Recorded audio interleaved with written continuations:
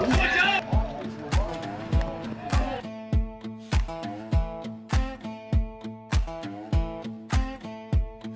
the road down for the interstate, past the white lines where the fields roll and the rivers break, you'll find a four-way stop sign, a church on the corner, and a dairy bar.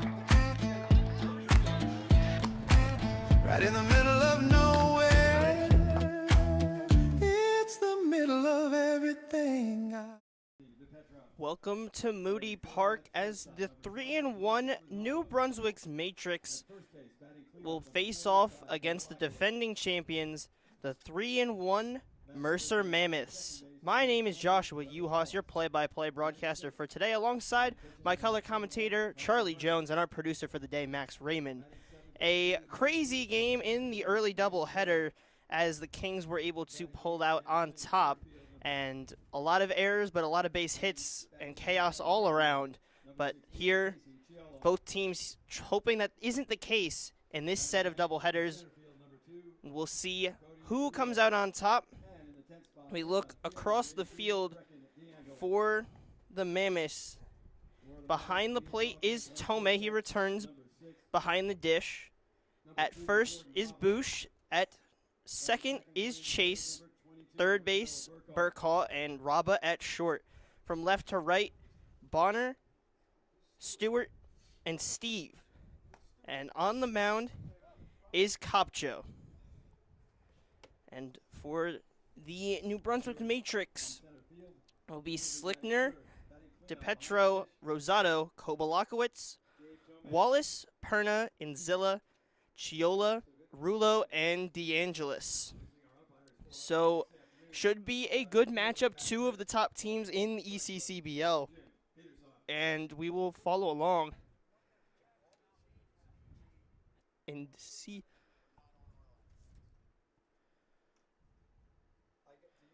So, a little bit of confusion. We will head to a quick break real quick, so we will be back here on Jersey Baseball Nation in a second for the first pitch.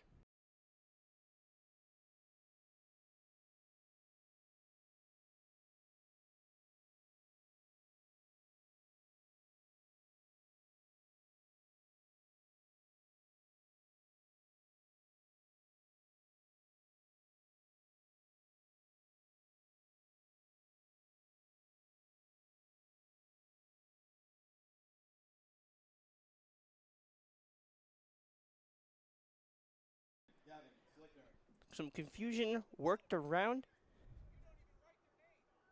So, a little bit of heated talk between the two managers, Rich Carabelli and Glenn Fredericks, on the lineup confusion. But we are ready for the first pitch, and Kopcho misses for a ball on the first pitch.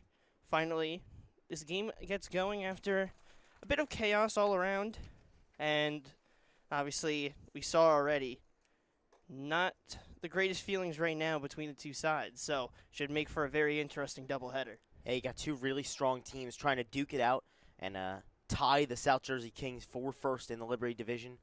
Whole lot of competitive nature on display today. Swing and a miss from Slickner.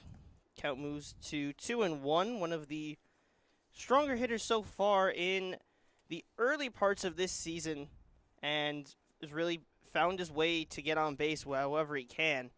So that one misses outside. And for each of these sides, it's just going to be how long can you get your pitchers to going, throwing strikes. And in a matchup like this, you figure both teams are going to play each other incredibly tightly. So that one's in there for a strike under the hands of Slickner. So count moves to full. Kopcho on the mound, delivers, and misses low. So Slickner finds his way on base and would not be too surprised if we see him get active on the base pass.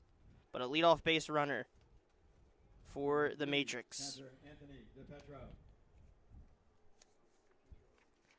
Yeah, you mentioned it. Once Slickner gets on first, it's all about what else can he do. He's going to maybe turn that into an extra bag. Already with 3 stolen bases through only 2 games for the Matrix this year. Popped high, foul down the third base side. And for Kopcho, has just 1 appearance on this early season, 3 innings pitched, got the win, allowed 1 hit, no runs, 2 walks, 4 strikeouts. So had a very strong first outing, trying to replicate that here, but has a base runner on first to work out of. So it's the lefty of DiPetro, number 3. Delivers. Slickner on the move. Tomei's throw down is high. Backed up for the Mammoths, and they are able to keep it in the infield, don't allow the extra base, but the speed of Slickner moves him just that extra 90. We've already seen it many times today in the 2 games that the South Jersey Kings played.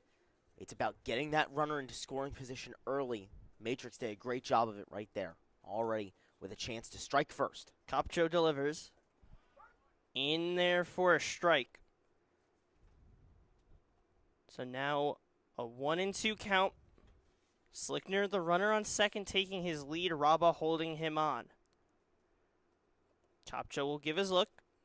Back to the plate and delivers. Skied into the third base side and foul.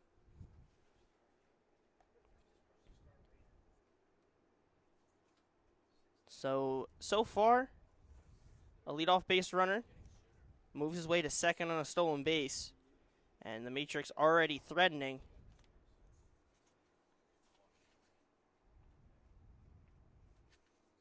The 1-2. Fouled off.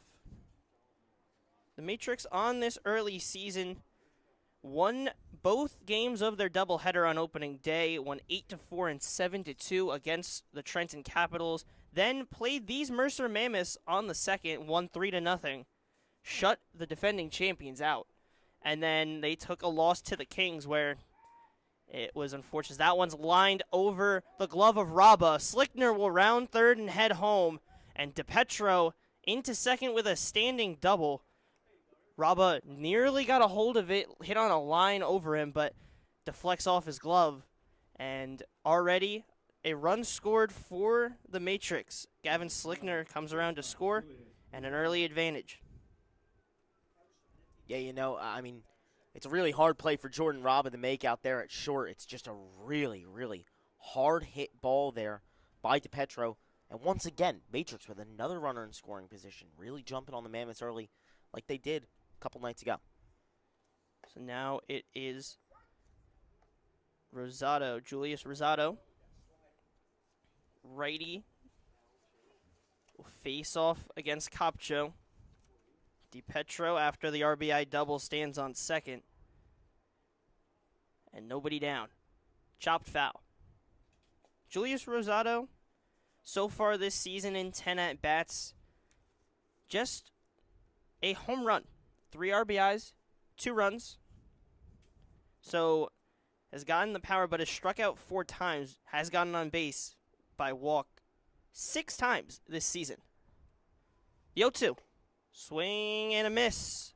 Kopcho gets his first strikeout and the first out of the inning. A little bit more on the starter today, Ron Kopcho.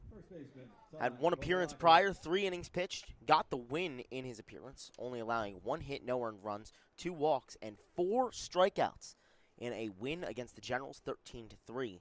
Those Mammoths took it down on opening day, one of the key landmark victories in their 3-1 record thus far. Now the cleanup hitter of Ty Kobalakowicz. His first pitch misses outside. Goes to William Patterson University. A big first baseman standing at 6'2", out of Woodbridge, New Jersey. Misses high. So far in the season, 9 at-bats, 222 average, 417 on base, 333 slug, has a double, an RBI, 2 walks, 3 Ks, and was hit by 1 pitch. So 2-0 count to the cleanup hitter, and misses inside and hits him. So a free pass for Ty Kobalakowicz, And now it's 2 runners on and 1 down. Matrix already doing a good job of getting guys on. And, you know, this is a very strong pitching staff for the Mammoths. We've seen it so far. Even when they played the Matrix a couple nights ago, they held them to only 3 runs. So it's all about getting those early base runners and all about what you can do with them. Great position here with first and second and 1 out. Now it is Trevor Wallace. Lefty steps into the box. And will take the first pitch for a ball. Trevor Wallace from Rutgers Newark, a senior, going into his senior year. In his junior season, hit .253 with the Rutgers Newark squad. A product of Monroe Township in there for a called strike. One thing of note with his stats, 20 RBIs, but 12 walks. Wow. So really able to find his way on base in 83 at-bats, 28 games played there. Lifted high between the second baseman backing up and the center fielder. He'll get back and make the play, so a pop out to the second baseman will mark the second out of the inning. The runners stay put, and an easy play there for Chase. Yeah, Cal Chase doing a great job of tracking that down. You know, Raba in the area, the center fielder, Kevin Stewart out there as well. But he calls them all off and sticks with it. Despite the wind blowing right to left pretty hard, he finds it, comes up with the second out. So now Colin Perna, righty, stands in. First pitch misses. Interesting note on Cal Chase. Third position he's played so far this season in only 5 games. He's pitched in relief, he's played first, and now playing second as well. And that's something we're going to see for certain teams, is that guys are going to have to move around, whether it's you don't have enough guys for that day, or you do have enough guys and you just happen to want this guy here, you want this guy on the mound. And even some guys having to learn some new positions, try out different spots because you have 2 guys that may both play shortstop, but you have to move them around. The 1-0 misses outside. 2 balls, no strikes. DePetro on second. Kobalakowicz on first. Perna trying to add on more. Kopcho trying to keep it at 1. Popped high to the first base side, and will go out of play. So we'll try a 2-1 next. Kopcho trying to find his way out against Perna. Not too bad of an inning for Kopcho so far if he's able to get out of this, but you have to keep those runners from scoring for the Matrix. It's already a productive inning. You get a first inning run, but you don't want to leave 2 runners on base. Fouled off. In Kopcho's first appearance of the season, only threw 42 pitches as he got the start, already up to 24 in this one. We've talked with all the managers in the Liberty Division about pitcher management on these double headers. We'll see how long Rich Carabelli decides to keep Kopcho out there. The righty delivers, misses outside. A big step to keeping him fresh is to try and get out of this inning here, right? You've got these 2 runners on. You want to strand them with 2 outs already. A massive pitch coming up next. Full count. Walk loads the bases. Strikeout ends the inning and any result in between. Runners on the move, and that one's hit to left field. A little slip, but DePetro will come around to score. Collected in left field. Kobalakowicz will head into third, and a RBI double for Perna. Another double for an RBI, and they lead 2-0.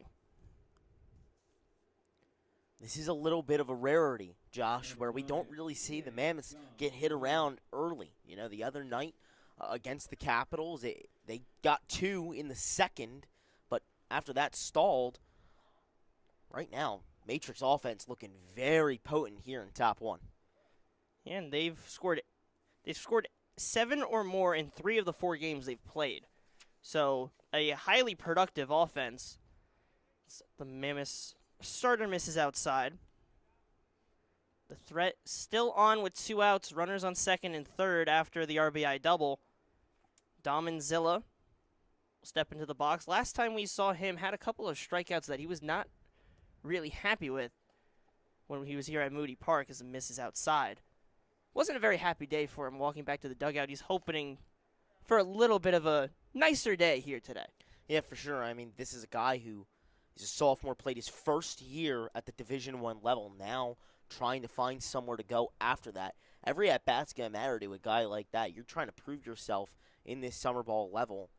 When you come up empty on a day, it's going to frustrate you. It's all about what you do from there and how you come back and fight it.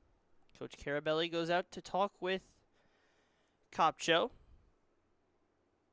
And Fournzilla at Wagner University, a product of Cream Ridge, New Jersey, and you go back to his high school days at Allentown, hit .371 with a .514 slug, 5 doubles, a triple, and a homer.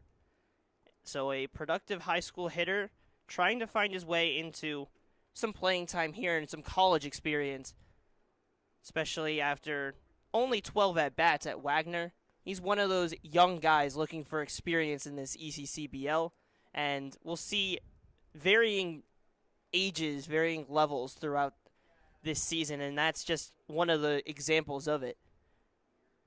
For sure.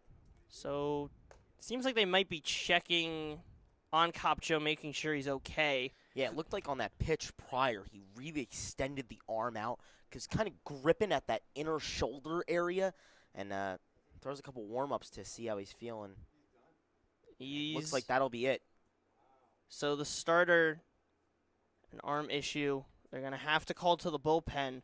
We will be right back with the new pitcher here in the top of the first. The Matrix lead 2-0. We'll be right back on Jersey Baseball Nation.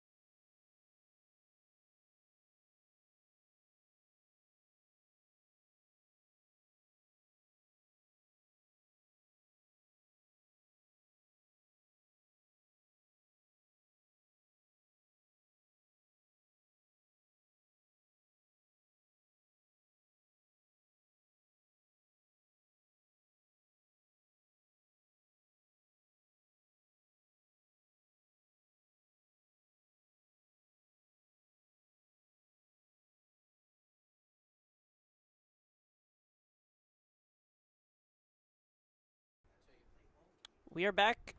A new pitcher. Kopcha leaves with an injury, so only goes a third of an inning, 2 hits, 2 runs, and a hit batsman. But obviously, with a league like this, you hope that his arm is okay and that he'll be fine. But the reliever for him is William Hammond. Has not pitched yet this season in the ECCBL. The count is 2-0. Delivers to the plate and fouled off by Anzilla. Yeah, the day is done for Ron Kopcho. Only throws 29 pitches in the process. Man. And only faces 6 batters. We'll give you an update in Game 2 after we talk with manager Rich Carabelli about what the status of him is for the future. Righty delivers, and it's chopped weakly to the left side. Hammond, a great play to get to it, prevents a run from scoring and gets out of the inning. So after an injury, they get out of it, but the Matrix scored 2 in the first. We will be right back with the bottom half. The Mammoths will try to get their first licks on Jersey Baseball Nation.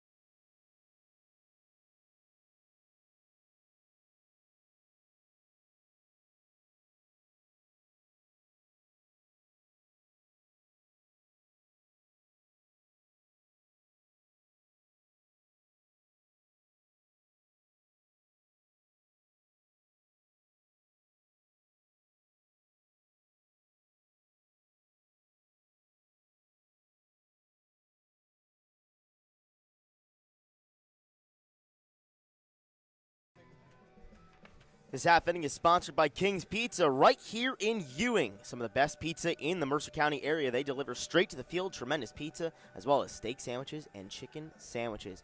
Get your pizza from King's Pizza in Ewing. I mean, you can't go wrong. It's a good slice, especially for if you're doing double headers. Yeah, we've been very lucky to have some of their pizza so far this season, and they do an amazing job. Starter on the mound, Colin Perna. Righty, Manhattan commit from South Brunswick, New Jersey. Misses for a ball at South Brunswick. Two-way player, 71 at-bats, 329 average, but on the mound, 52 and a thirds innings pitched, 7-3 record, as that one misses low. 29 hits, a 2.01 ERA, 24 runs, only 15 of those earned, 30 walks, 71 strikeouts. In his senior year, will be going to the Metro Conference to play Division I baseball.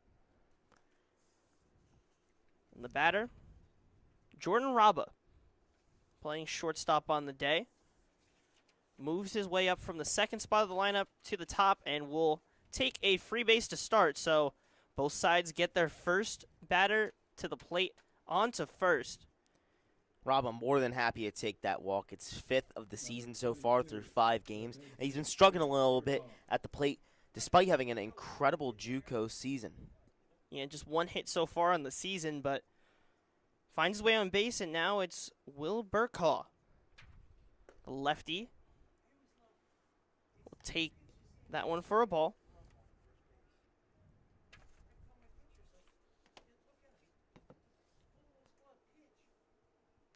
Perna gets set, delivers, breaking pitch, just misses. Count moves to 2-0. Great eye so far for Burkaw. Got to show poise against a really strong pitcher on New Brunswick's side. Raba takes his lead. Breaking pitch misses outside again. So 3-0. Raba on first, threatening for a walk, potentially could be first and second early. Big, gigantic stoplight for Burkall here. And there he drops it in for a strike. 3-1 hitters count for the 2-hitter on the day. Called strike. Seemed a bit low to Burkall. Was already making his jog over to first, but will have to jog his way right back. This count moves to full.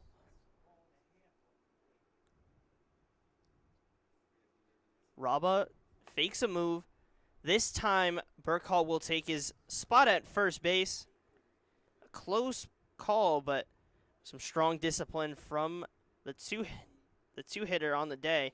Back-to-back walks to start this game. And Kevin Stewart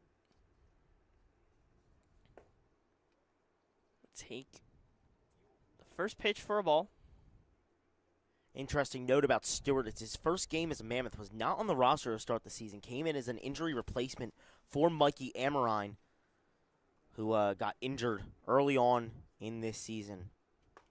Just a shame, had a great season at Mercer County Community College. It is truly a shame, but it is the nature of when you're playing sports, you're going to have injuries. It is unfortunate to see Amerheim go down, but Kevin Stewart will get his chance in the league. Fouled off. Yeah, Stewart, a freshman at Rowan. Normally plays the outfield, stands 5'9". Bats and throws with the left and calls Burlington, New Jersey home. Started 16 games in right field this season for a team that had a really strong trip almost to the College World Series at the Division III level in Rowan. And it was not an easy road. A lot of chaos, especially down there in that division. A lot of strong baseball as well. And Rowan, one of those top programs, just nearly missed out. Yeah, barely. And, you know, it's these guys who come to the ECCBL who play really strong seasons with really amazing teams who get to face some of the best in the area. Perna gets set. The 1-2 misses outside.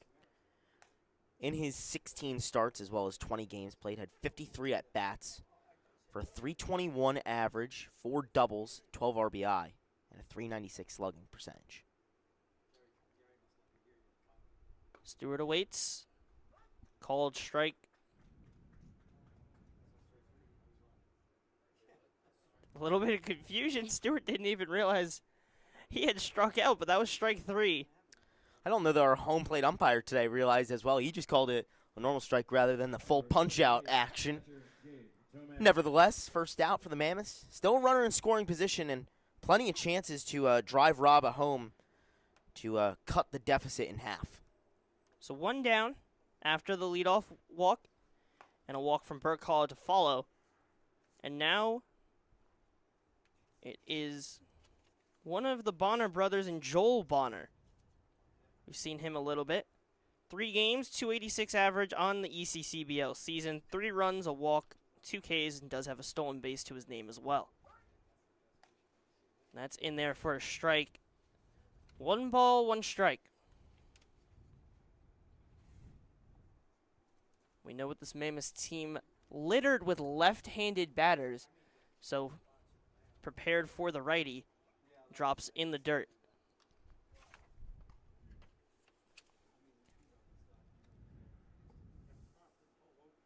Perna will get his sign.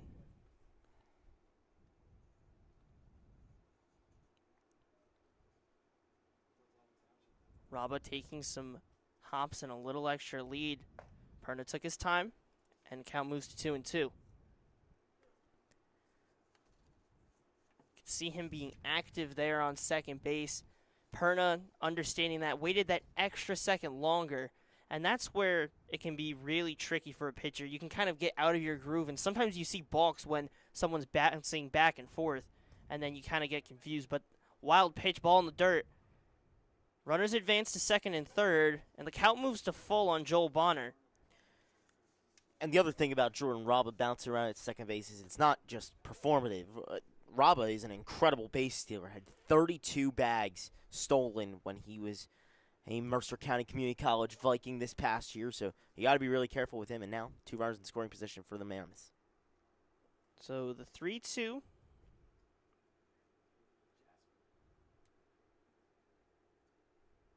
Or against, actually, it's Gabe Tomei at the plate. And he strikes out on a drop third strike. My apologies. Strike 3. This is Joel Bonner. I knew it felt off when I was saying it. That was Tomei at the plate. You were just excited to see what Joel Bonner could do at the plate, weren't you, Josh? Apparently. I mean, as we mentioned before, hitting 286. Tomei, I mean, was also really strong, 273 so far in this early season. And tied for first in RBIs was Gabe Tomei. But they get him out, and now it's Joel Bonner, number 34.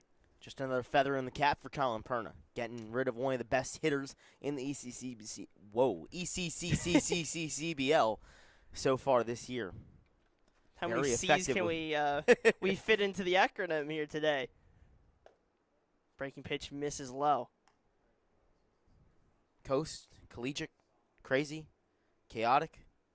I mean, today has been everything chaotic.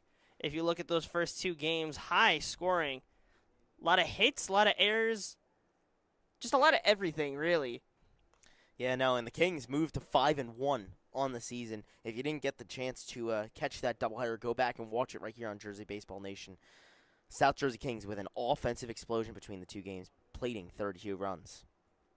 Perna gets Bonner to chase a little bit. Count moves to 2-2. And we spoke a little bit with manager of the Kings, Tyler Kimmick, right after that series, and he said, look, this is a massive doubleheader for us to watch tonight between the Mammoths and the Matrix. These two teams are fighting to tie us at the top of the Liberty Division. They're going to be your competitors. Spot on. Chopped to first. Kobalakowicz fields it cleanly, will toss to the starter of Perna and make the play. So a 3-1 ground out closes the first inning. The Mercer Mammoths get 2 on base, but strain them on second and third. We'll head to the top half. The New Brunswick Matrix will head back to the plate on Jersey Baseball Nation.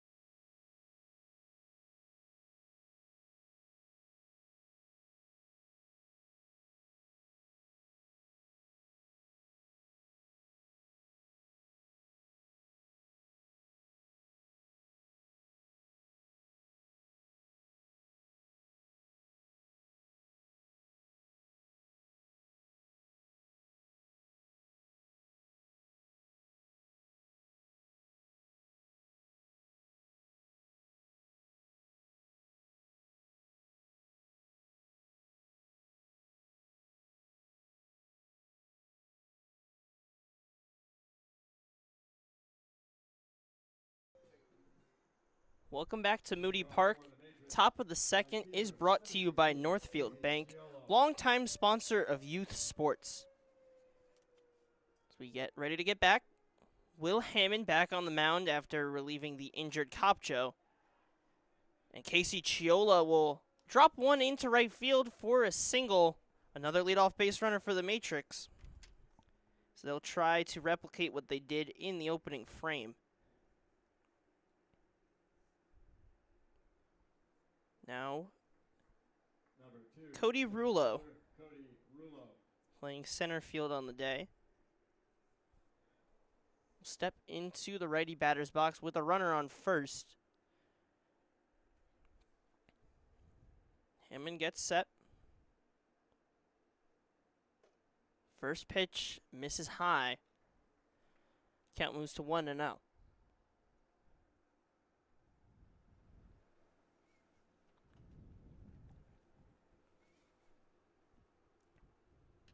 Long time between the first and second.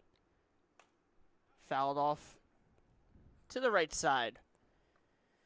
And it's definitely not the most conventional appearance for Will Heyman so far. Definitely coming not. coming in on very short notice to only throw a couple pitches, then a long bottom half of the first. Now to come back out and throw again is not necessarily easy on the mental or physical side of a pitcher's profile.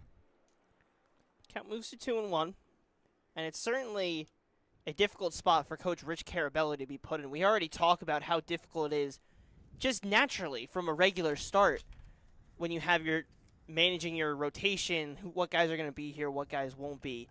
And to have to already go to a new pitcher, it just really hurts because you set up a plan of, okay, we can get maybe 3-4 innings out of you or this pitch count, and then we have 2 other pitchers ready in the plan. But then you have to kind of change it up now. And it'll be a battle throughout this doubleheader for Coach Rich Carabelli to work through. Chop to the second base side. Q Williams, a good job to get over, and a strong pick at first by Bush. And they get the out at first, the first out of the inning. But the runner advances to second, so the threat is all but still beginning. Beautiful play there from Q Williams. We see the speed around the base paths most of the time, but this time we saw it on the infield dirt. Really did a great job ranging to get to that ball and fired it over where Garbusian was able to pick it for the first out. Or rather, that's the man we've been talking about a lot. It's actually Cal Chase over at second.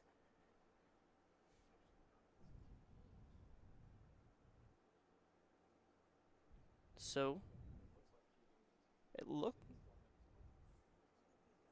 Heyman on the mound. Gets set. Gives a look at second. Delivers to the plate. And it's low. So, interesting note. We just mentioned Q Williams. Well, Cal Chase started the game in the field, but I imagine now because of the injury of Ron Kopcho, Rich Carabelli had to pull him from the field so that Chase could get ready to come in as a pitcher if needed. Very interesting stuff in the mind of the manager of the Mammoths. Yeah, a lot of moving parts here. So lineups had to be kind of scrambled together with the other doubleheader running long. Everyone coming in, so it's been a bit of a scramble on all parties. So that one's fouled off to the right side. Even between the coaches, that was what started that kind of heated moment between Coach Carabelli and Coach Fredericks, was the nature of the lineups. Yeah, just trying to figure things out, and most of the time things stay organized, but some things slip through the cracks, and they can get guys who are very competitive and want to win maybe a little bit teed off. So we will work you through this chaos, make any corrections as needed. And a strike 3. Hammond gets the strikeout. Number 6, third baseman, And now Gavin Slickner. head to the top of the lineup. Gavin Slickner walked in his first at-bat, a stolen base, and came around to score for the first run of the game. Chiola, the runner, on second. Single and a ground out. That's how he has found his way over on the second base bag. Hammond gets his sign from Tomei. Runner being held at second. Breaking pitch finds the outside part of the plate. Some good movement. Keeps Slickner off guard. Thought it was going to maybe slide out of the zone, but keeps it in and fools the hitter at the plate. Perfect pitch there from Will Heyman. The 1-1. This time inside. 2 balls, 1 strike. 2 outs in the frame. A ground out and a strikeout from Rulo and DeAngelis.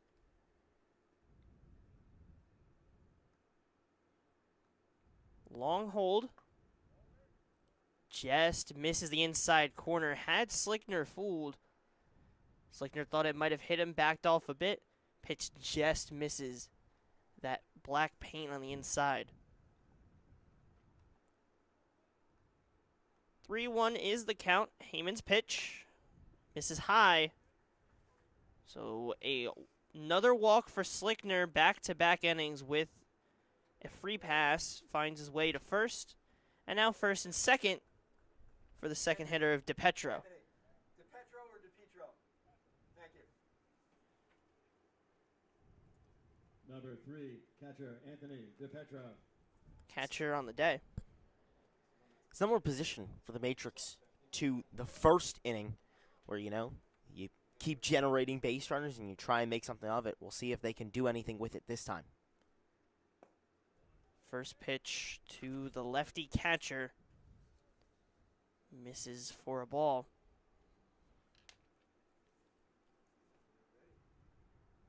Two runners on, 2 out. 2 runs for the Matrix scored in that first inning. Just misses on the outside part of the plate. And the wind really knocking all my papers all around. Blowing hard right to left.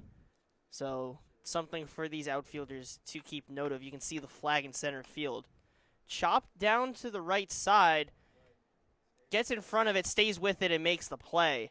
So some good fielding at second. Produces 2 outs. They get out of the frame, leave it scoreless. The Matrix strand 2, don't score any. We'll head to the bottom half as the Mammoth look for their first hit of the game here on Jersey Baseball Nation.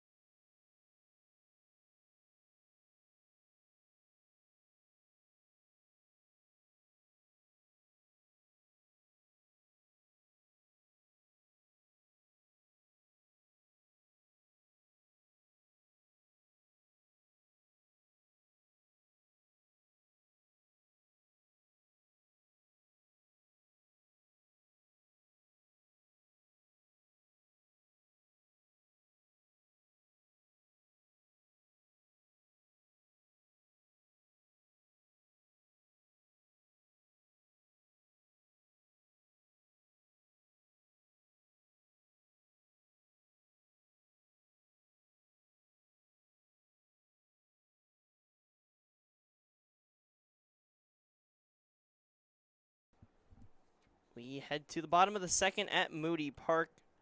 The Mammoths looking for their first hit. They're able to get a scoreless frame from the reliever of Will Hammond, and we have confirmed that Q Williams took over for Cal Chase at second. So it was Q Williams making those last 2 plays. It's the first pitch from Perna in for a strike.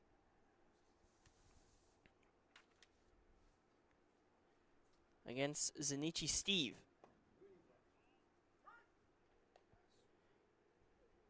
And it wouldn't be a day at Moody Park if it wasn't for a little bit of chaos and commotion. Yeah, that's what makes it fun. That one, all parties except for the home plate umpire moved around, so count moves to 1 and 2. Chop foul. Yeah, Zanichi Steve had to try and play that one cool. After that, I think he thought maybe that was him going down on 3 pitches. Instead, gets new life and gets to step back in the box. It is always a funny sequence when all of a certain party move around as he swings and misses. A drop third strike. Throw over to first in time. So DiPetro makes the play on the drop third, and they get the first out of the inning. 24, first baseman Nick Garbushian. That time, it's strike 3. So Zanichi Steve definitely down on strikes this time. And it'll bring up Nick Garbushian, who is a really interesting player this season. So Garbushian hits in that 9 spot. Or no, he hits for... He's in the 7th. Q Williams will hit 8th, right, and he then gets Will in the 7th. Heyman will hit 9th. And Garbushian, a pitcher himself, you might see a little bit more of him in Game 2. Skied high to center field, got under it. Get under and make the play is Cody Rulo. And 2 outs in the frame.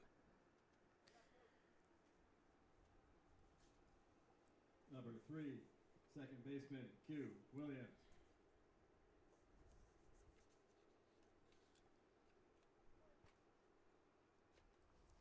So now 2 down. The first pitch misses outside. It will be Q Williams stepping up. Took over for Cal Chase early in this game before Cal Chase can take an at-bat. So Q Williams will be the second baseman and takes that one inside. Count moves to 2-0. And with the Mammoths only bringing 9 and including Kopcho in the lineup, they're forced to have their pitcher go to the plate on deck. It is Will Hammond with the helmet on, ready to get going after Q Williams. Heyman, not ordinarily known as a hitter, and his time at the Sales has never taken an at-bat.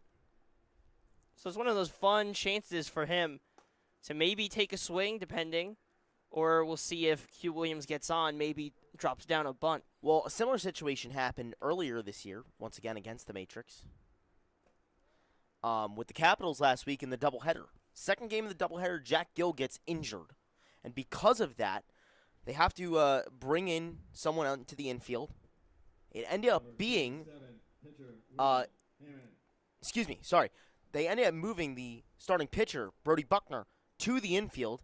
Dylan Gainey comes into pitch, and Gainey ended up having to bat. Well, once he got up to the plate, bunted his way onto first for a single, so you never know what's going to happen when some of these pitchers who don't expect to hit get their chance. Q Williams on the move, and easy stolen base, got a really strong jump. And now just that little bit closer stands on second, but there is 2 down. We'll see what Hammond decides to do here at the plate. He took the first one not really close. Q Williams takes off again. Swing and a miss from Hammond. Throw down to third, and he is out. A strong throw behind the plate from DiPetro gets them out of the frame. And Hammond will have to go to the batter's box once again next inning, but he heads to the mound in the top of the third. The Matrix head to the plate. We'll be right back on Jersey Baseball Nation.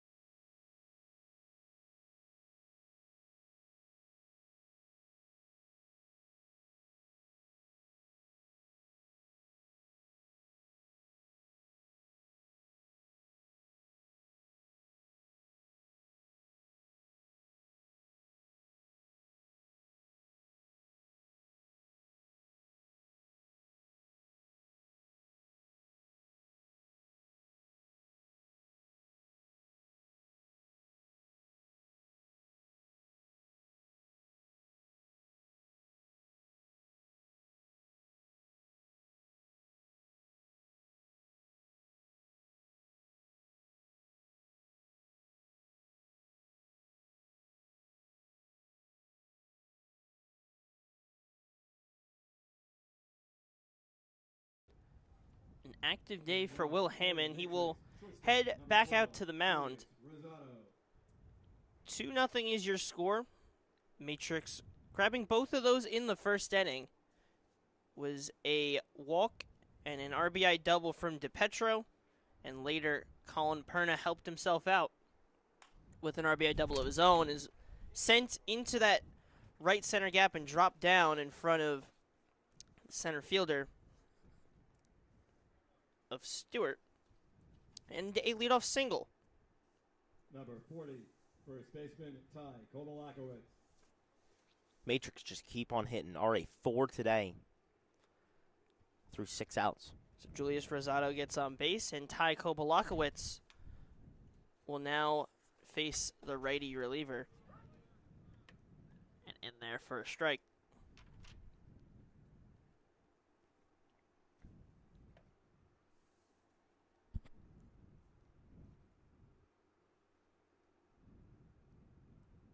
Hammond's 0-1 is popped high to the first base side and will drop foul. So no chance for a play. And the count moves to 0-2. We've talked about it already, but the strategy for throwing which pitchers when throughout the remaining 11 innings of this doubleheader is going to be really interesting for Rich Carabelli. Rosado takes his lead off of first. Hammond. Kovalakowicz grounds it to short. Raba will turn and throw to second, but will end up being safe. So 2 runners on now. Rosado safe at second. Kovalakowicz, as a result, will find his way onto first. Second baseman Trevor Wallace.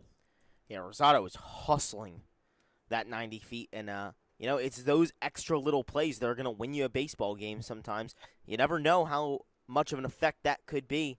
Rosado with a great job making his way to second. First and second, 0 outs for the Matrix. And the lefty of Trevor Wallace fouls that one to the left side. Second game this season, did not have a hit in his first. And he will try to keep this pressure going on Hammond. Runners on first and second for the lefty of Wallace, who will take second pitch for a ball.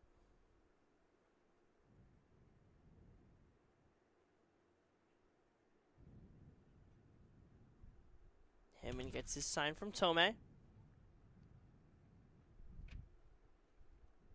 The 1-1 delivery in the dirt. 2-1 is the count. Runners on first and second as a result of a single and the fielder's choice, where Raba was unable to get Rosado out at second. The righty delivers, drops one in for a strike. 2 balls and 2 strikes now.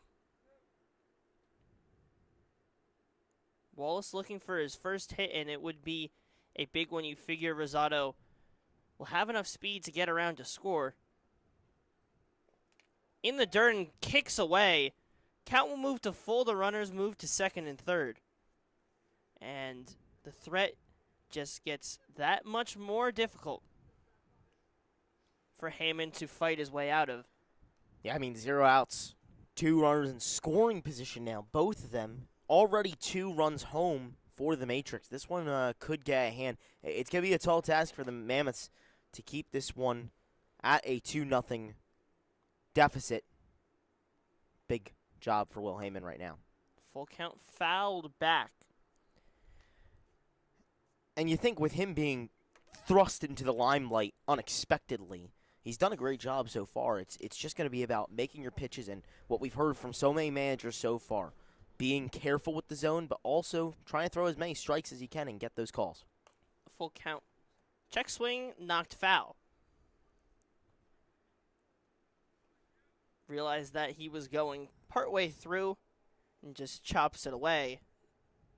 We'll try it once again. Hammond's 3-2 pitch. Chopped just to the right side of first baseman Nick Garbusian and foul. Really tight battle between these two right now. Back and forth, but someone's going to have to win it. If you're Rich Carabelli, you're really hoping it's Will Heyman. A base hit would probably score 2. With nobody down, you're looking for any avenue for an out. Wallace chops it to second. Q Williams will make the play. They will have to trade an out for a run. The Matrix extend their lead to 3 on 4 hits so far. And still a runner on third and just one down. The pitcher, Colin Perna.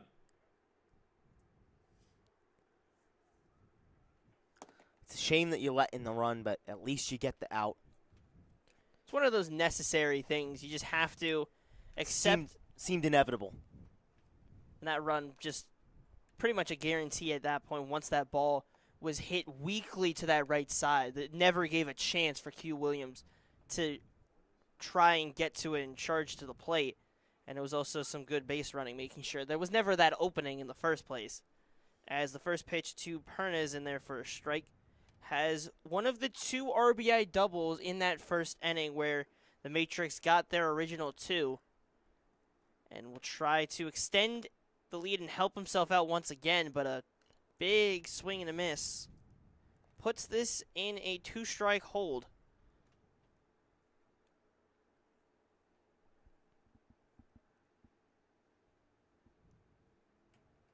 Heyman's pitch misses inside.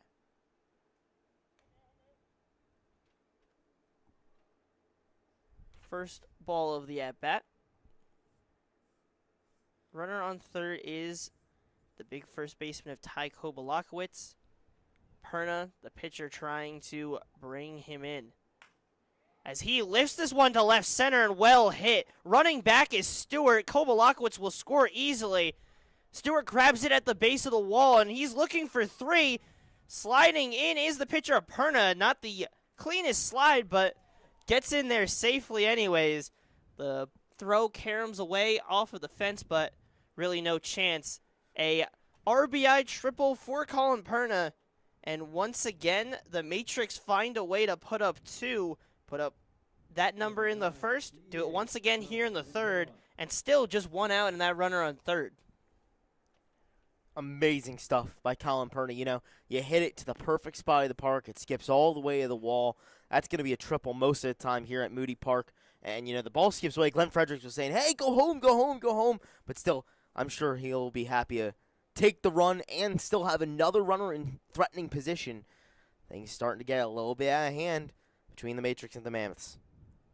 So a 4-0 lead in this first game of the second doubleheader of the day. Swing and fouled back. 1-1. So the Matrix once again, early in these games, are able to establish their presence, and it's their job to try and hold it. They failed to do that against the South Jersey Kings when they walked some hit by pitches as well. Chopped down the third base line past the leaping reach of Burkhall, and Enzilla will get in to second with a double.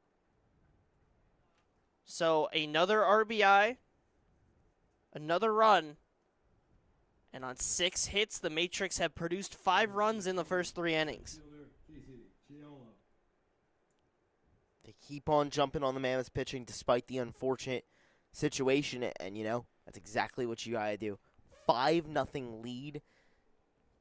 Now if you're on the Matrix side, you gotta be thinking, we can keep on tacking more, and really starting to beat Will Heyman on the mound. Gotta try and extend this as much as you can. And Chiola hits that one the other way under the glove of Garbusian. And Zilla will round third and head home. He will score easily. Another run on the board for the Matrix. And just a bunch of well-placed balls, strong hitting. And hitting it to every part of the field right now. It's incredible how hard these balls are coming off the bat of the Matrix players. Every single ball is rocketed past the infield. And even when it is to a player, it's popping out of the glove because of how hard it's hit. Glenn Fredericks has got to be beaming. Chiola takes off. Had the stolen base. The pitch was in the dirt. Makes that job a little bit easier. Didn't have to worry about a throwdown. So now still 1 out, and a runner once again in scoring position. Cody Rulo, last time a ground out to second base, where Q Williams had to reach just that little bit farther and was able to make it. Hit up the middle, right back to Heyman. Runner will advance to third, but you get that second out of the inning. That is something that you're going to have to accept, and I think as this game goes on, it's going to be interesting to see how far do you take Hammond. Yeah, no, for sure. I mean, already up to 42 pitches. Has recorded 6 outs so far, 5 hits, 4 earned runs, 1 walk, 1 strikeout. The pitch count really starting to go up and up and up for Will Heyman, but you got to preserve arms for this game too. If you really think that this one is starting to get out of hand against the Matrix, you got to keep as many pitchers as you can for game 2 and try and split this doubleheader. Swing and a miss. Now, obviously, Rich Carabelli is thinking about still what is the way to win this game and what is the path to manage my pitchers the best way I can and come away with a win in game 1. But it depends on how far this Matrix lead keeps on extending to when you really start thinking about the future. All right, closing out this game and moving on with a new, fresh set of pitchers into game 2. Heyman's 1-2. Fouled away. And it's going to be a big challenge for Rich Carabelli to work his way through this day. Now, there is some weather that we are managing, so we will see throughout this day if we are able to get both of these full doubleheaders in. But if we are to get both of them in, the pitching is going to be a tricky situation for the Mammoths to work through. Hammond's 2-2 swung on and missed. Strikeout for Hammond gets him out of the frame, but not before a pair of hits give the Matrix a 4-run top of the third. The Mammoths still looking for that first base hit. Will head to the bottom half of the third here on Jersey Baseball Nation.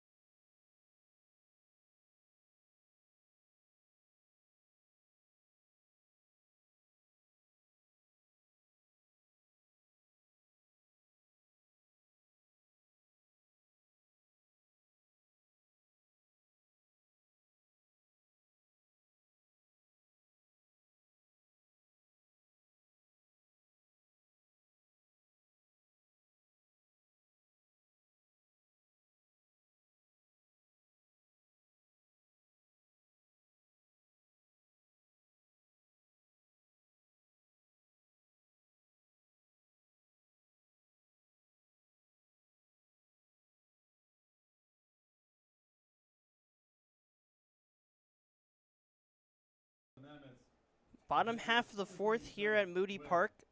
And now Will Heyman, after being in the box for the last half of the frame, ended up with a caught stealing, so we'll have to do his at-bat once again. And just like the first time, misses for a ball to start. So Heyman, an active last couple half innings, in the box to end the frame, goes out on the mound and has to pitch an inning, and then starts this frame in the batter's box as well. 2-0 is the count to the pitcher. Misses inside. A 3-0 count to Will Hammond. Figure light could not be more red than the accents on their jerseys. And called strike on the outside part. will come back into the box. The Mammoths in their white home jerseys with the red Mammoths text across the chest. Swing and a miss from Hammond. Count moves to 3-2. And the red numbers on the back. Stripe running down their pant leg. And for the Matrix in there, blue and white. Swing and a miss from Hammond. He'll strike out on the full count pitch. The pitcher gave it his best shot, but Perna ends up winning this battle. Number 2, shortstop, Jordan Raba. So now the lineup kicks back around to Jordan Raba. Walked in his first at bat, found his way to third, but the Mammoths ended up stranding the runners at second and third, and they still are searching for their first against Colin Perna. Check swing, and they will not check if he went. Now the home plate umpire checks, say he does not go. So 2-0 to Jordan Raba, the leadoff hitter for the day. Called strike, bottom half of the zone. A 2-1 count now. And a big gust of wind just burst through the windows here. And strike dropped in there for Perna. Miraculously, my scorecard stayed in front of me. Raba gets set in the lefty's batter's box. Perna's 2-2, tipped into the glove and caught. So that will be a strikeout for Jordan Raba. And now that's 2 straight strikeouts, back-to-back outs to start this frame, and Perna is really in a groove. Yeah, has all the momentum, wind in his sails, really pitching well, and dispatching of these Mammoths batters in every which way. First pitch misses high to the third baseman of Will Burkaw.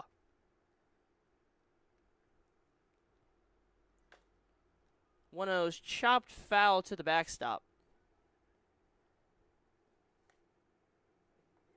A struggle for the Mercer Mammoths offense to get it going so far in this 7-inning game, and we will see if the offense can find anything. Down 6-0, just a 7-inning game with it being a doubleheader. Less time to work with to get those runs back. But we've seen some high-scoring innings in the last 2 games. So it would not surprise me if this game flips on its head. And you look at that second game of between the South Jersey Kings and the Bayshore Dirty Birds, it was a throwout at the plate that ended up producing the momentum that the Kings needed to move on and take that win to move to 5-1, where, I mean, the bats got going back to back to back to back, and it just was not stopping. You're completely right, Josh. It was 6-1 Bayshore. Top of the 4th, they have a runner coming home. Will Scabona out in right field threw one of the Dirty Birds out at home. What happened right after that? The Kings plate 7, end up winning 13-8 after a 5-run rally in the 6th as well to end things and jump back in front. Foul ball on the first one. Everyone takes a pause just to make sure that that was a foul ball, but Perna will head back to the mound. Burkaw at first. And the batter of Kevin Stewart, as mentioned before, a injury replacement for Amerheim. Perna drops that one into the zone for the second strike, and another 2-strike count. Stewart went down looking his last at-bat. The 0-2. Fouled off to the left side and out past the batting cages and into the open grass. Despite Kevin Stewart just coming into the lineup, this is a guy who can really hit. Over his entire high school career at Burlington Township High School, batted .450 at the plate. Wow. So one of the stronger hitters when he was there. That is how you get that college recognition, is showing yourself out at whatever high school it may be, New Jersey, Pennsylvania, we'll see throughout the teams across this league, whether in the Liberty Division or in the Keystone. As a stolen base and it kicks away, Burkhall will have to stay put at second. But 2 down, and now a runner on second, the lefty of Stewart. And we'll get ready. 2 balls, 2 strikes, 2 down, a runner on second. Still searching for that first base hit.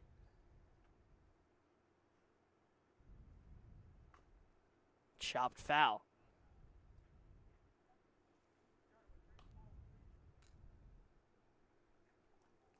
So count remains 2-2 to the lefty playing center field on the day. Perna is set on the mound, gives a look, and will deliver to the plate. Skied into center field. Rulo gets under it and makes the play. So once again, the Mammoths unable to produce a base hit, unable to bring the runner from second around to score. And the score remains 6-0 after 3. We'll head to the top half of the 4th as Will Hammond will continue his relief role on Jersey Baseball Nation.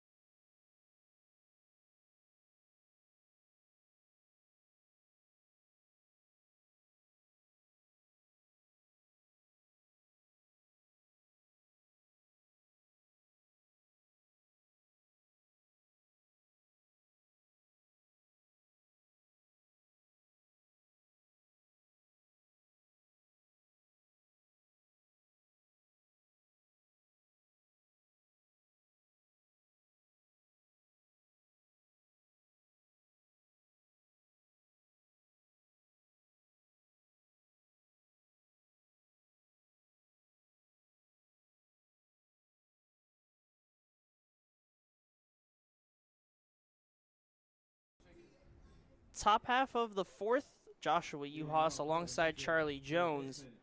And so far, it's the bats of the New Brunswick Matrix, the new team of the league, taking it by storm right now and catching the league off guard with their strong hitting. Two RBI doubles in the first inning, and then in the third they're able to produce 4 more runs rather. Make it a 6-0 game. Perna strong on the mound. Slickner will ground that one towards Raba and will make the play. So Hammond finally finds that quick first out. And for the first time, he's able to prevent a leadoff base runner. Slickner had a walk that was led off the first. Chiola had a single that led off the second, and Rosado a single to lead off the third. Finally, gets that first out. And now it's the catcher of DiPetro.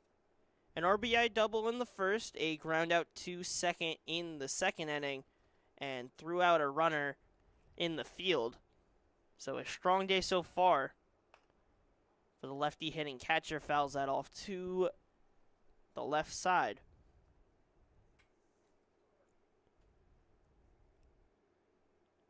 So Hammond still doing his best to get as much length as he can in this essentially start after the starter of Kopcho had to leave with an injury after a third of an inning. And so far has given up 4 runs, but really at this point, the goal is just to get as many innings and preserve those arms. As that one misses inside. And the bats for the Mammoths still a bit dormant right now, maybe caught in the ice age at the moment. So try and produce some time travel to get them back, but it's going to start with Hammond pitching a scoreless frame. So the count moves to full.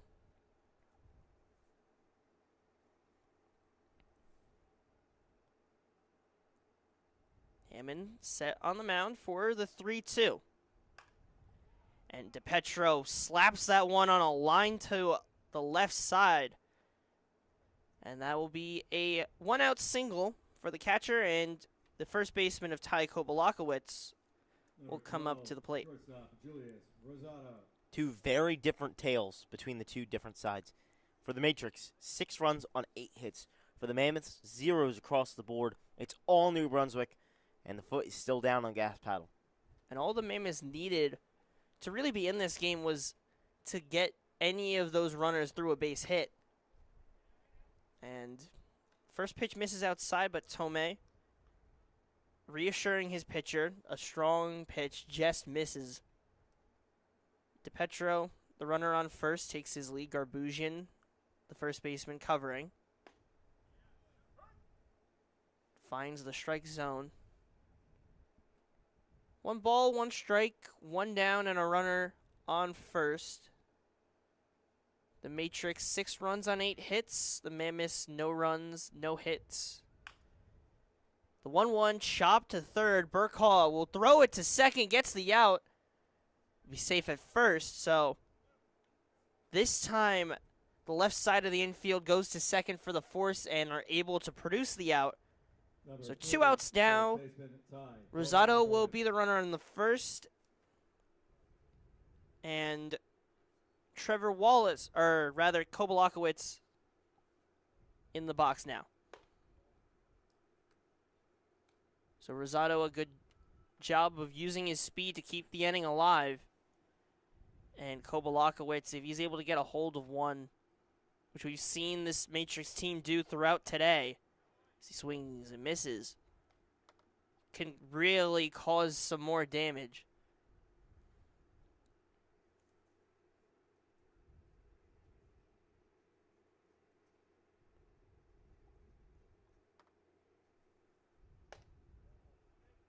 Breaker just misses. Tried to find that inside part of the plate and frees up the first baseman. Rosado taking a healthy lead at first. Hammond delivers and fouled off by Kobalakowicz. You mentioned that the Matrix have been getting a hold of balls all day. This is one of the guys who can certainly do it in this lineup. He's very strong, has a lot of power in that bat. Ari with a double this year, threw only 9 at-bats, a couple walks as well, because people know with the bat in his hands he can do some magical things. Rosado was on the move. Ball was in the dirt. Tomei has to eat it up. Rosado will move to second. So a free base now at first, but a 3-2 count. Hammond trying to find his way through for a scoreless frame. Chopped down the first base line and just goes foul. Teetering around that line and teetered to the right just before the bag. So we'll try the 3-2 once again. Runner on second, 2 down. Q Williams will show up to second. Kobalakowicz hits it down the left side, foul. Tried to poke it down the line. Certainly would have scored Rosado. But goes foul. And 3-2 for the second time.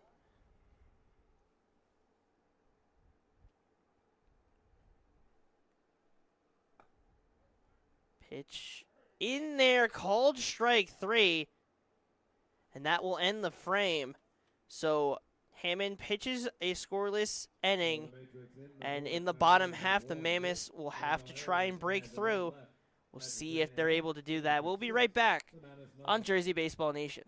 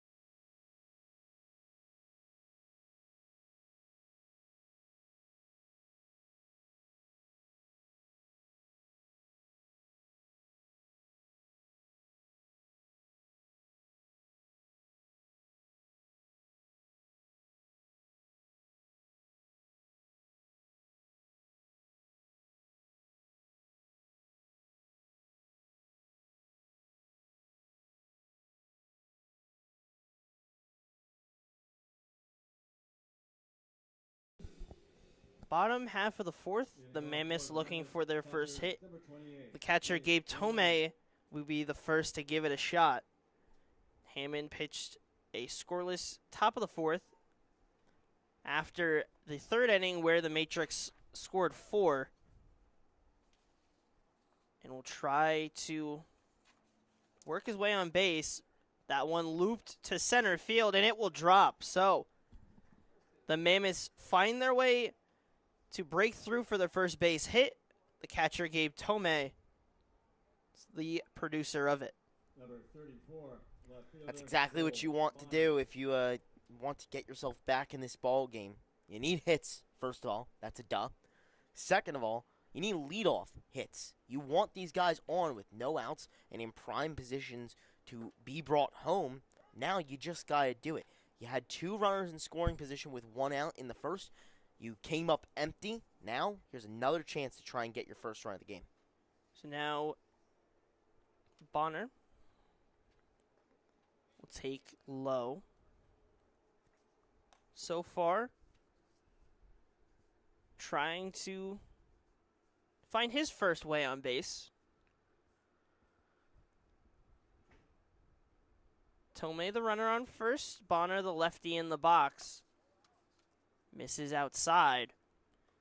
So far this year, Joel Bonner hitting .286 at the plate with an on-base percentage of .444, 2 hits, 3 runs, 1 walk, 2 strikeouts, and 1 stolen bag.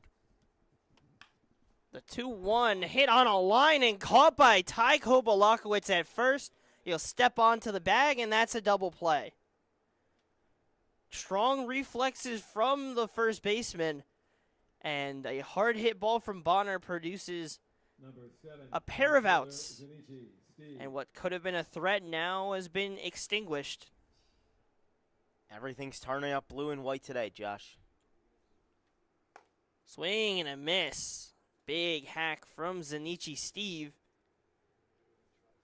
First strike of the at-bat. The Mammoths finally get their chance to get a base runner. And what happens? Ty Kobalakowicz makes an insane snag at first to rob him of it. It's exactly what this Matrix team has just been conditioned to do since the start. They've been incredible all day. Now Perna trying to carry that momentum, working quickly.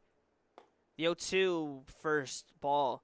Kind of got out of rhythm, was trying to get the pitch with his catcher, DePetro, and ended up having to step off. The 1-2 now.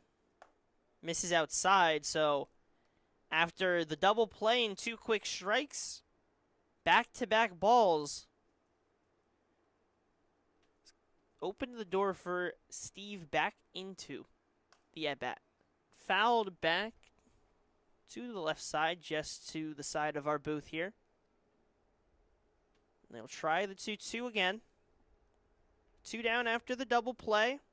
Mammoths just one hit, which was from the leadoff hitter of Gabe Tome. And now the count moves to full. The 3-2, swing and a miss. Perna gets him swinging, and a strong inning from the Matrix after a leadoff base hit, produce a double play on a liner to the first baseman, and a strikeout. Strong inning for the Matrix. They head to the plate. We'll be right back on Jersey Baseball Nation.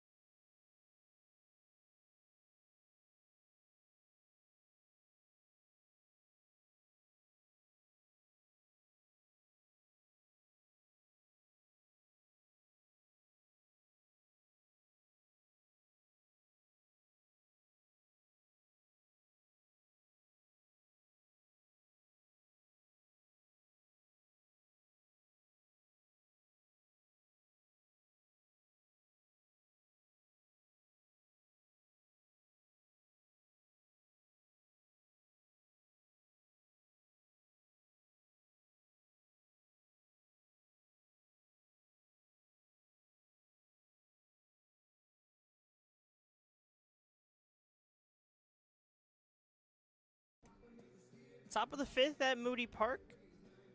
The Mammoths unable to produce a run after a inning-crushing double play towards any attempts at that. And now back on the mound is Will Hammond. Has done a fine job so far. Has allowed a couple of runs, but really his job now is to get length. He delivers.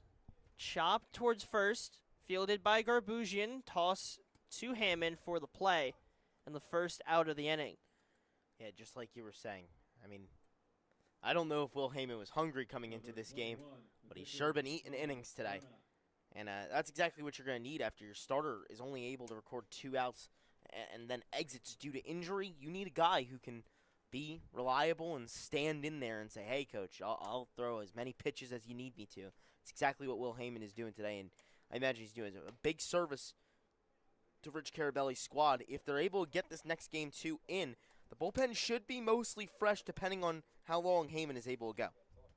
You should be able to run that plan that you have for game 2.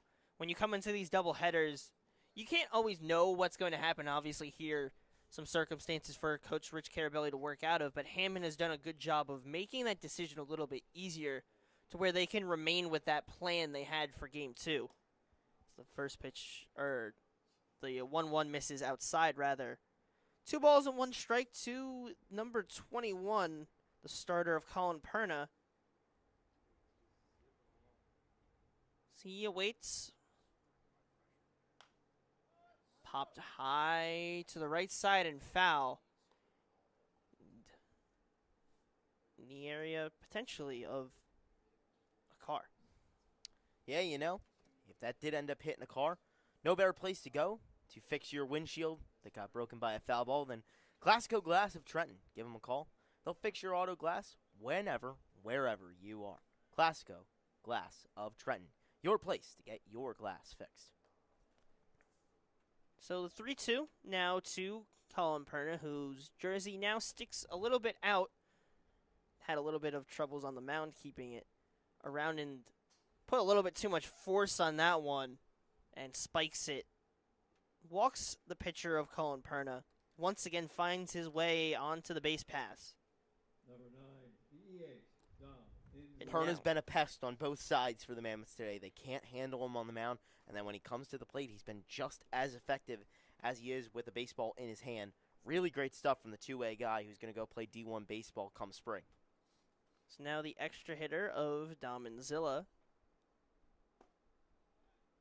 And in there for a called strike.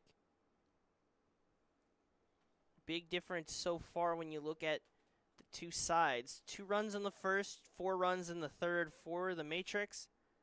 A run of zeros for the Mammoths. Runner on the move.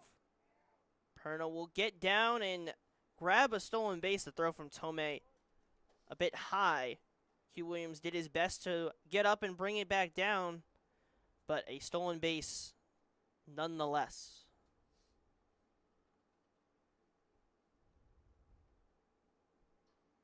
So now Perna on second, 1-1 count at the dish for Anzilla. Swing and a miss. 2 strikes now. And the big difference for the Mammoths, they've had guys on base, they've had chances, whether it's through walks and moving them around, but just not able to find that timely hitting to get them moved around. Swing and a miss from Anzilla. He'll strike out swinging. Another strikeout for Hammond. And Number 16, now fielder Casey Chiola will take his rounds once again.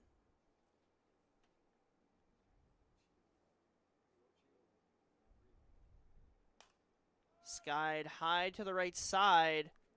Garbusian goes to the fence. It will go foul.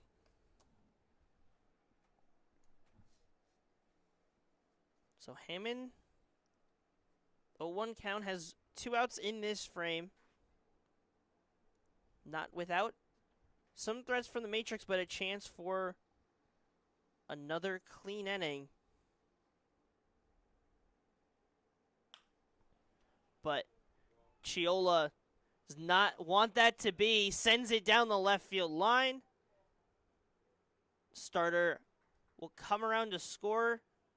And the ball gets to the fence, but he will not advance. So a RBI for Chiola brings around the starter of Perna.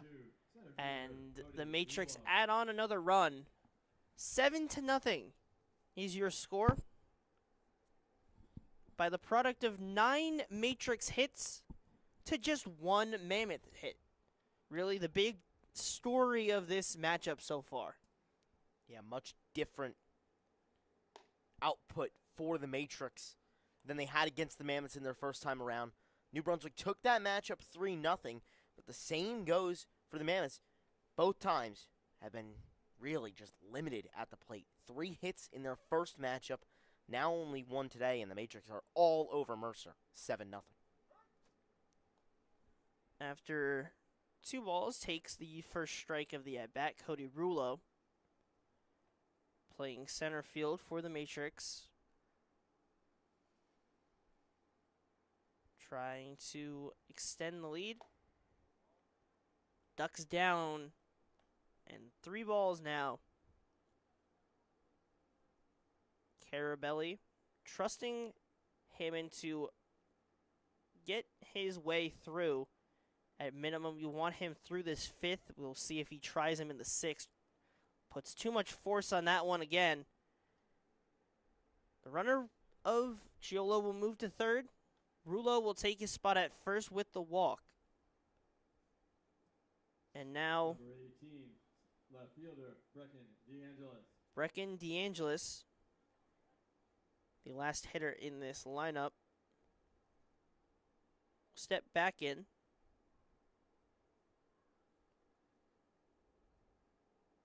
Runners on the corners. Hammond's pitches in the dirt, stopped by Tomei. Runners remain put. Count at 1-0. 2 outs, but the threat is never over, as we've seen throughout this game with the Matrix. Rulo on the move. Takes 2nd easily. Called strike to Rulo at the plate. So 2nd and 3rd now. 7-0 is your score. Matrix lead the Mammoths. Hammond delivers. Just misses. 2-1. If the Mammoths want to give themselves a chance to fight back and find a way to a victory, down 7-0, it's got to be getting it out here. You can't let the Matrix plate anymore. Hit hard and foul to the right side.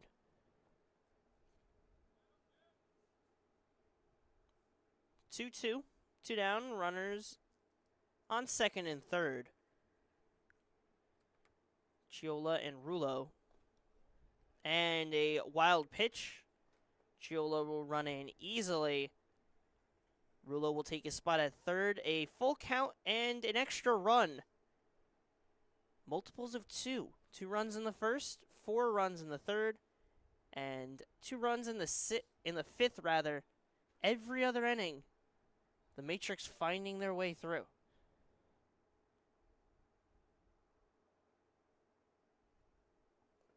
Three-two in the dirt.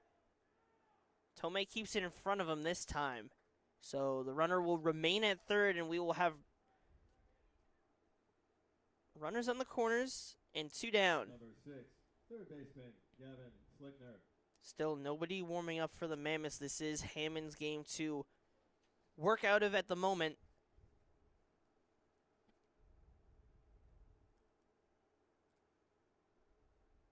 First pitch to the leadoff hitter of Slickner, called for a strike. 2 walks, got out in the fourth. Try to reach base once again.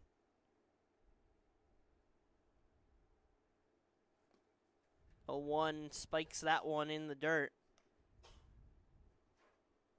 And we've seen in this relief appearance, especially the last probably 2 innings, a little bit forcing has caused the spiking of a couple of pitches. Breaking pitch in the zone for a strike. So really good pitch.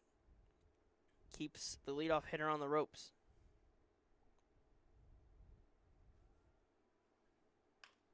Chop to the pitcher. Hammond once again staying alert on the mound. Little toss to first. And they are out of the frame, but not before the Matrix add on 2 more. They lead 8-0 through the top of the 5th. We head to the bottom half. The Mammoths looking to generate any form of offense and put their first run home. Make sure you're staying tuned on Jersey Baseball Nation.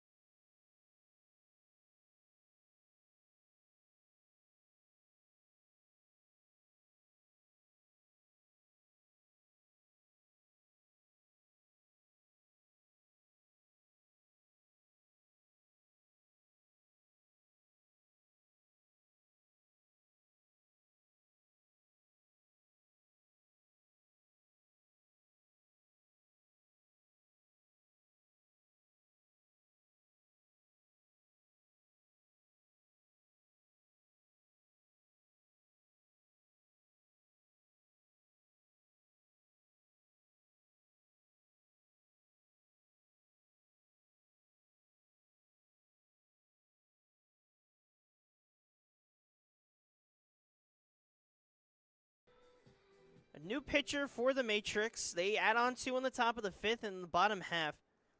New pitcher, lefty Dalton Michael. So a strong outing from the starter of Perna. But his day will be done. His team leads 8-0. They will give him the duly earned break. And Michael will set on the mound, the big lefty. First pitch for a ball. Michael plays all over the field, infield, outfield, and as a left-handed pitcher. Brought the Middlesex Blue Jays to the state championship in 2026 off of a walk-off pinch hit single in the Group 1 state semifinals.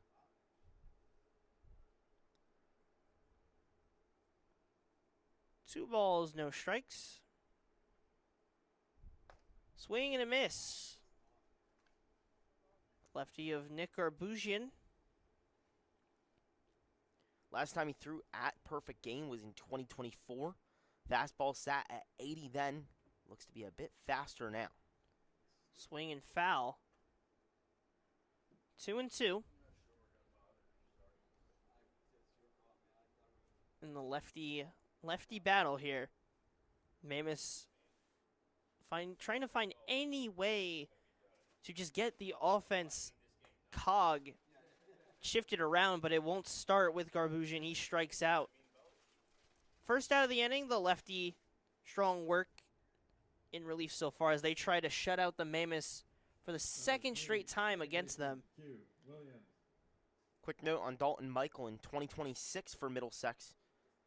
Through 22 and a third innings, gave up 17 hits, 7 earned runs, 7 walks to a 16 strikeout ratio. Good for a 2.19 ERA as well. Solid season. Boasts a career 2.03 ERA on the mound and a 4.03 batting average as well. So strong season, misses inside. 3-1.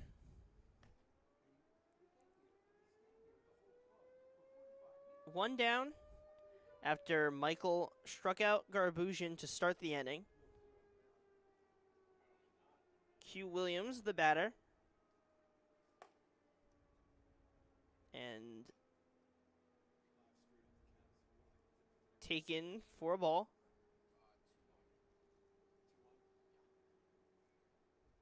Frederick delivers 2-1 in the dirt. 3 balls, 1 strike. Lefty reliever of Michael comes in after a strong outing from Colin Perna, allowing just the 1 base hit that was then cut down on that liner to the first baseman of Ty Kobalakowicz, where he just stepped on first. An easy double play for him. But now it's Michael's turn. 3-2 count, trying to work quickly. And right after will be the pitcher of Will Hammond. So a walk for Q Williams now. And with 1 out, a chance for maybe a bunt to be put down. Only the 4th base runner all day for the Mammoths in this game 1 of the doubleheader. Really struggling, but hey, base runner late, maybe a chance to get something started here. Last time was forced to swing as it was a 2-out situation. Now it's just 1 down. Chops it to shortstop.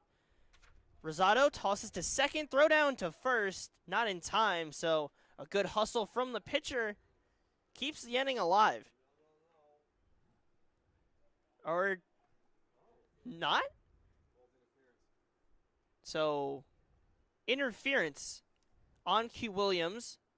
So, instead, despite the efforts of Hammond running down to first, we'll be out on the interference.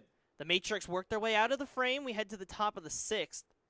The Matrix lead this game 8-0 on Jersey Baseball Nation.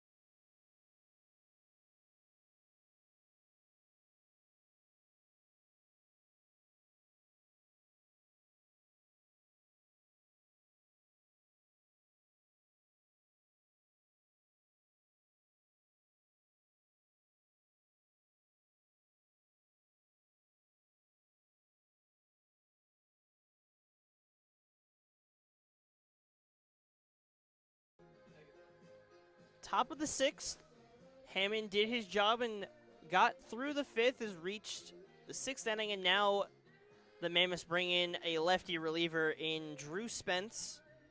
Has not pitched yet this season.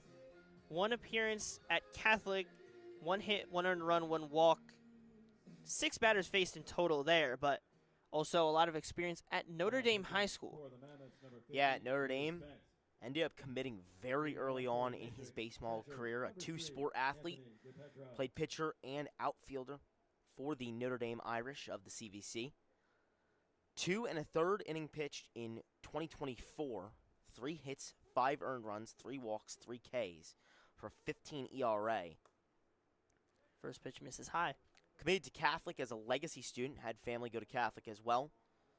And they liked him for his fastball, which they had seen in perfect game events. Did not have much at the high school level due to injury. Injured his elbow, which made him sit out the entire 2025 senior year at Notre Dame. But hopefully will be a solid Redbird when he goes back to campus as a sophomore. It's the 1-0 spiked in the dirt. So 2 straight balls from Spence to start his outing. Catcher of DePetro at the plate. 2 for 3 on the day. RBI double in the first, a single in the fourth. Now here in the 6th, trying to find his way on base once again. The count moves to 3-0. Final line for Will Heyman, 4 1/3 innings pitched, 7 hits allowed, 6 earned runs, 4 walks, 4 Ks, 95 pitches, 56 of them, 4 strikes. And in the perspective of Kopcho going down after just producing 1 out, that is doing your job if you're Will Heyman, because maybe it does put you down in this game, but you preserve those arms and you have another game right after, another 7 inning to go at, and you make sure that none of the pitchers scheduled for that game are getting forced into being used here. So now Spence, the 3-1, skied into the left center gap, but Bonner will get there and make the play. So a fly out for the catcher, and now will be the shortstop of Julius Rosado.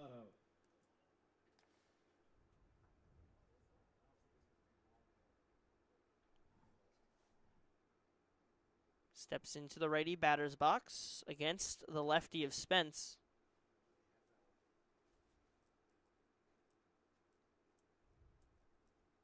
First pitch misses low. A theme we're seeing early in this relief appearance. Yeah, Spence hasn't had a lot of run when it comes to pitching. Has only thrown less than a handful of innings when it comes to high school and collegiate level. Breaker misses outside. Has dealt with a lot of injuries as well. Once had a knee injury as well as that elbow injury that kept him out for an entire year. When you have those long injuries and you're not able to pitch, it's hard to find your groove, and that's exactly what joining a league like the ECCBL provides. A chance to get some innings in and a chance to work your way back up, so when you come back for the collegiate season, you're primed and ready to go. 2-0 in for a strike. And when you're working through injury, it's also working to trust your body. Because when you're healthy and fine, you don't even really think about it. But then once you get that injury, you're thinking about every single little aspect of it and then trying to fine-tune it. So for Spence, the experience here as he gets the fastball in is going to be to get those reps in. And he'll try to work his way through against this Matrix team that has produced 8 runs on 9 hits so far. And a team that has held the Mammoths to just a singular hit through 5 innings of work. Called strike 3. Spence gets the strikeout. 2 down now. Good stuff there from Drew Spence to get his first strikeout of the day. Really working with that heater and trying to blow by these guys. Keep things going for the Mammoth and get them back to hitting, right? Still 6 more outs until the Mammoth's time is over in game 1. Got to give yourselves a chance, and that's exactly what Drew Spence is doing right now. First pitch to Kobalakowicz, fouled back into the backstop. First baseman on the day, hit by a pitch, his first appearance. Found his way on a fielder's choice and then struck out looking in the fourth. Spence the 0-1, and that one will hit him in the foot. So, speaking of hit by pitches, Kobalakowicz will take his way to first after taking a little bit of rubber to the body. Number 20, second baseman, Trevor Wallace. Trevor Wallace back in. Standing 5'8" from Rutgers Newark University. Going into his senior season. First pitch low and outside. 2 down in the inning. Spence able to produce some early outs, but a hit by pitch to the first baseman leaves a runner on first, as they will make a quick pickoff attempt. Reads it quickly and gets back.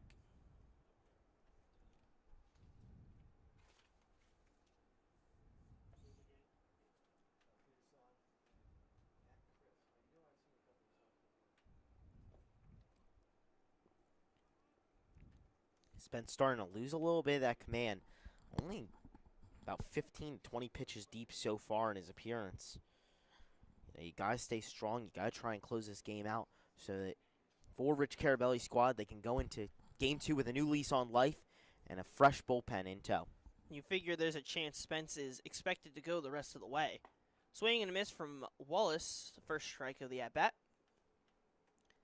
2-1, 2 down. After 2 quick outs, a runner on first. Wallace awaits the 2-1 from the lefty of Spence and lifted into center field, and that will drop down for a base hit. So now 2 runners on, 2 down. Their 10th hit on the day, reaching that double-digit mark, and just unstoppable offense so far. Serious power for the Matrix. And it's something that we've mentioned a lot for these teams is situational hitting, especially in this league where you're not batting with metal bats and you're batting in a deep park. You're not going to get those home runs every game. It's all about, can you get that single? Can you get that double when you need it? The Matrix have done exactly that.